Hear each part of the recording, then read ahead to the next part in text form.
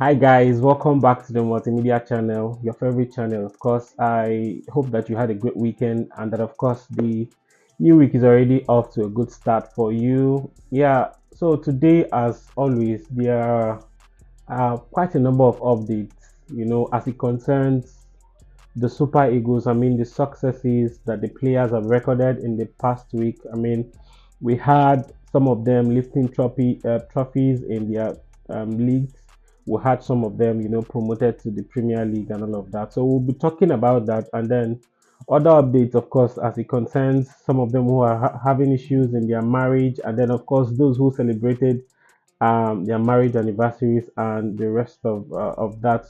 But before we get right into that, I want to talk about Manchester United and the fact that they won this season's FA Cup, and that, of course, what it means to them um, across different competitions next season. Yeah, so talking about that, in what I describe as a dramatic turn of events, Manchester United will now play in the Europa League for next season. Having won that FA Cup against Man City on Saturday, over the weekend. So they'll now play in the Europa League. So it means that they've displaced Chelsea, who of course finished sixth in the Premier League table. And then it also means that Newcastle are completely out of Europa competitions for next season. Newcastle was supposed to play in the Conference League, of course, having finished seventh on the league table, while Manchester United had no chance at all, having finished eighth. But the way it is, Chelsea will now take the place of Newcastle, while Manchester United will now take the place of Chelsea. That's really crazy, and of course, I'm not really surprised, even though I know many people, many fans across the world didn't really, see Man U winning against Man City, especially looking at how well they performed during the season. Winning the Premier League title. So I don't think anybody gave Manchester United a chance. But of course, they proved people wrong, and of course, it was courtesy of goals from our two youngest stars in the team, Garnacho and then Kobe Mino. These guys have been great all season. United is really, fortunate to have them coming from the youth academy, yeah, from the academy and then into the main team. They've been really doing amazing stuff for the team. So congratulations to them, of course. And I think one other thing that I feel really helped Manchester United in that match against Man City was positive mindset. So just before the match on Saturday, I saw a video interview where Onana was, talking about the extent of confidence in the dressing room. He was talking about the fact that the players are really, ready for the match, that they are willing to sort of rub smiles on the faces of fans, of course, who have not really been happy. Of course, we know how the club really messed up in some of their games during the season. So I think the players really came into that game with a positive mindset, and if they can do that moving on, they would beat any club in the Premier League. And I can tell you that for a fact. So they came in with a positive mindset. They came in with a mindset that they needed to win. You understand? So we could see it in, the way they were pursuing after the games, the way they really wanted to score, right from the goalkeeper. I think everybody was, for me, impressive in that game, even though we had pockets of mistakes here and there. Man City had the best possession, but at the end of the day, it's the trophy that matters really. So I think so far they've had a successful season because um, it's not just enough to play good football all through the season. What matters at the end of the day is what trophies do you have to show when the season ends. Yeah, so of course we saw that picture of Kobe Mino and his mom, really amazing stuff. Mino has a great future at Manchester United. I think he's probably one of the players who wouldn't really be leaving the club anytime soon. Yeah, so I'm really happy for him and I'm looking forward to what he would bring to the club in the future. He's one of the players for the season as far as I'm concerned. Yeah, so also Garnacho's incredible overkick against Everton in the Premier League has been awarded the Premier League goal of the season. I mean, I wasn't really surprised. So when I saw people talking about Kudus's his goal against I think against Man City in the last day of the season, and then the Chelsea midfielders goal as well. So people were beginning to say that these are like some of the goals that will contend for the goal of the season. But I was 100% sure that Garnacho's goal against Everton was going to win that award. So I wasn't really surprised when I saw that story. So congratulations to him. I think he was even surprised with that goal himself. I mean, it was somewhat similar to Rooney's goal while he was still playing for the club.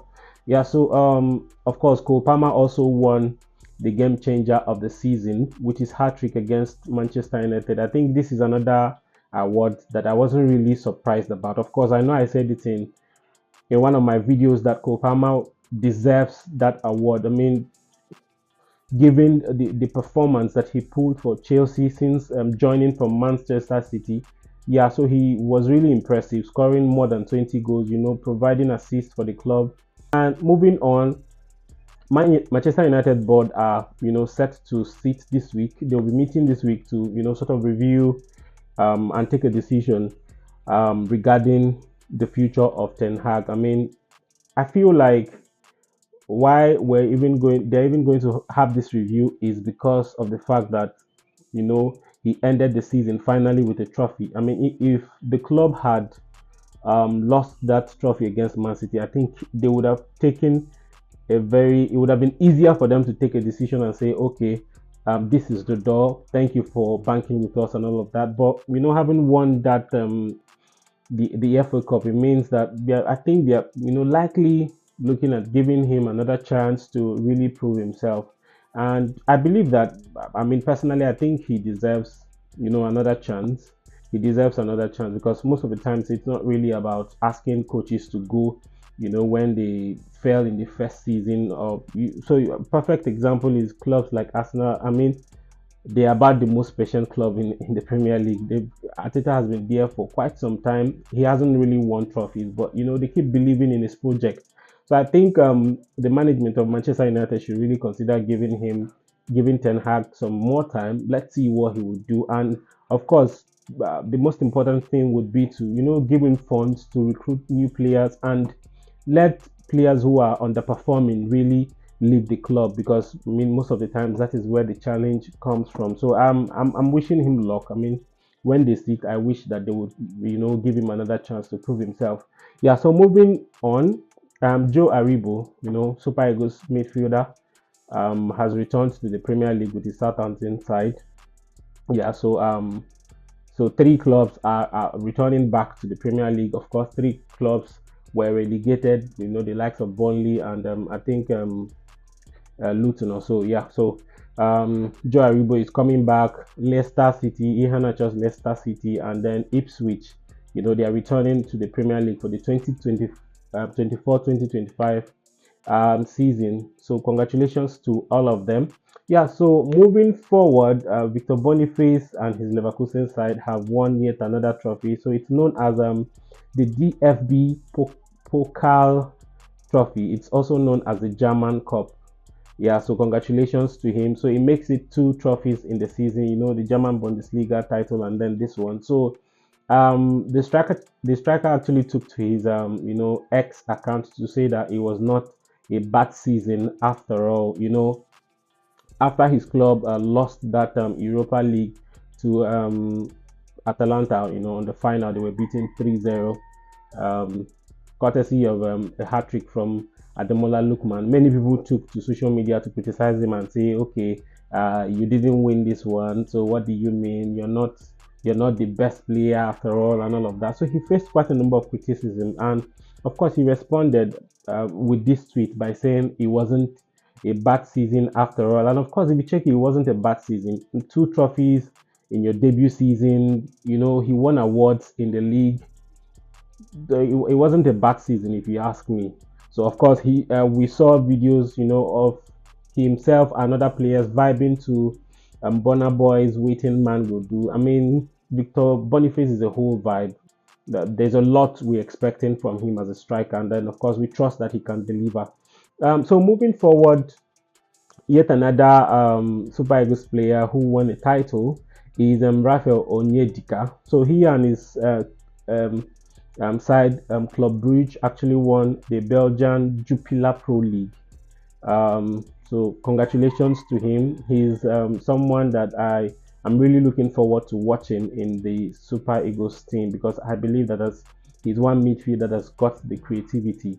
Yeah. So moving on, another player, of course, that also won the title is Peter Olayinka.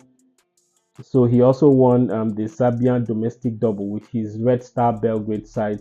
So I think, like I said earlier, this is probably like one of the most successful seasons for players of the Super Eagles. From being promoted back to the Premier League to winning titles upon titles. Of course, in one of my videos, I talked about the fact that Trustekong also won his league title with his club side. So it's been a successful season for the players, and of course, this is wishing them well in seasons ahead. So moving forward, reports suggest that Getafe are weighing up a bid for Super Eagles striker Sadiq Umar as a perfect replacement for Mason Greenwood. Greenwood has been on a season-long loan at the club, and I don't know. It looks like Manchester United, have been kind of interested in, getting him back to the club. So I mean, Sadiq Umar is one fantastic player. I mean, he's got the height, and I know that usually he utilizes his height, to score goals and all of that. So we're wishing him well. I mean, hopefully it will be a successful transfer for him. Yeah. So moving on, Peter Crouch, former Liverpool striker, appears to have stirred some controversy online after he said that Ademola Lookman would have had a chance to play for England if he had patience. I mean, people have really criticized him online, talking about the likes of Gabriel Agbolaho, Tammy Abraham, who waited and waited and waited and never had, enough chance to play for England as a national team. So I think, of course, they said that Ademola Lookman choosing to play for the Super Eagles was the best decision. And if you ask me, it was really the best decision because, of course, he's had plenty of opportunities. He has scored goals. We recall how he performed in the AFCON. You understand what I'm saying? So I don't think he made a mistake. And I mean, if he had waited, probably he wouldn't have really had enough chance to play, just like he plays for the Super Eagles. Yeah, of course, England has quite a number of players who are jostling for positions and all of that. So it was the right move he made, if you ask me. Yeah, so moving on, Finidi George has finally released his provisional 23, man squad. That's ahead of the double leg 2026 World Cup qualifier games against South Africa and then Benin Republic. So while one will be taking place on the 7th of June, the other one would come 3 days after on the 10th of June. So you have the likes of Taiwo Awoniyi, Sadiq Umar, and Francis Uzoho missing out on the list, and then you have the likes of injured Victor Osimhen, Wilfred Ndidi, and long-term absentee goalkeeper Maduka back into the team. I'm particularly excited about Wilfred Ndidi because we know how important he is as a player. So it feels nice and great to have him back into the team. And then, of course, Victor Osimhen, we're wishing him a very quick recovery. So moving on. But of course, one thing that is particularly exciting for me, and I believe for many fans or lovers of football in the country, is the fact that Finidi George is giving local players a chance to future for the Super Eagles. So you have the likes of Remo Stars defender Sodiq Ismail, being included into the team, of course, that would play against South Africa and then Benin Republic. So I believe that he's, as someone who has his roots in the Nigerian Premier League, of course, having served as the coach of Enyimba, he knows how important it is to give local players a chance. And the fact is that these local players who have not really had enough exposure are usually the ones who are, they have more hunger for success. Yeah, so I mean, we need to begin to get to that point where we give some of these players opportunities, because most of the times they even perform better than some of these guys who have gained exposure at international levels. So congratulations to Ismail for having the opportunity. I just hope that, of course, he wouldn't disappoint the coach, for giving him that opportunity. Moving forward, of course, Finidi George has also spoken about the fact that that Pesero, that former Super Eagles coach, Jose Pesero, actually recommended him as his replacement. I mean, whatever happens, what matters is the fact that Nigerians have high expectations of Finidi George. You understand? So regardless of who recommended him, what matters is that he needs to deliver on the job. But of course, it's okay to get recommendations from your boss, because it shows that there's something you're doing really right and that he enjoys. Moving on, Mikel Obi, of course, former Super Eagles captain, has said that he prefers Borussia Dortmund to beat Real Madrid in the Champions League final, which of course will take place on June 1st. And I think that's like the opinion of many football lovers all over the world. I mean, we wish, personally, I want a Borussia Dortmund to actually lift that trophy, because if Real Madrid wins it again, it will look like other clubs, are unserious. You understand? And I'm really impressed with how far Borussia Dortmund has come in that competition. I mean, I don't think anybody ever gave them a chance. Looking at the fixtures that they have and how they were able to, fight their way through to the final, beating the likes of PSG and the rest of them. Yeah, so Mikel has said that he wants them to win. Hopefully they would win, you understand, because most of the times these guys you don't give a chance end up, surprising you, pulling up surprises. Yeah, so we would see how that goes. Of course, it's just less than a week from today. Moving on, Wilfred Ndidi on Saturday actually celebrated his 5th wedding anniversary with his wife. I mean, sometimes you see some of these wedding anniversary pictures and then marriage will just be hungering you. So he shared stunning pictures on his social media, celebrating his wife, Dima Fortune. It's been 5 years since they got married. When we recall, it was in 2019. We saw stunning pictures of the wife, her bridesmaid, and then Wilfred Ndidi and Ihan Acho, adorning the Ishiago. It's known as Ishiago, an Igbo traditional attire. Yeah, so congratulations to him. This is wishing he and his wife, many, many more years ahead in bliss.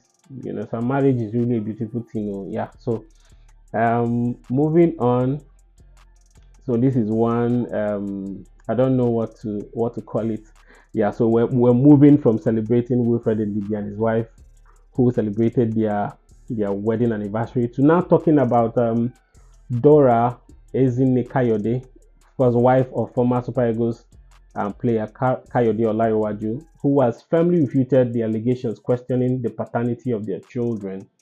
Yeah, so recall that early this year, that's in January, the football star actually took to social media, threatening that he would commit suicide after he actually discovered that his 3 children, namely Jason, Jaden, and Jamin, were not biologically his. I mean, that's crazy. So, all through last week, he and his wife have been trending on social media because of this subject. I mean, it's crazy.